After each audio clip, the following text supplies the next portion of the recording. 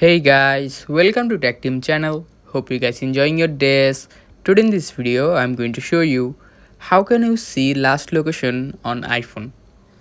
So at first, just go to your phone settings. Now just click on your Apple ID, and here you can see Find My. Click on it. Now click on Find My Phone, the first one, and make sure all of these options are on. Now just go back and go to your Find My iPhone.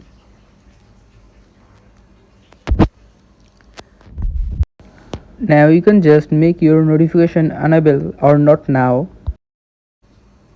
Now click the bottom devices. Now all of your Apple devices connected to the Find My iPhone will appear in this map. So guys, that's how you can see last location on iPhone. Hope you find this video helpful. If you find this video helpful, then give a thumbs up and don't forget to subscribe the channel. Thank you very much for watching the video.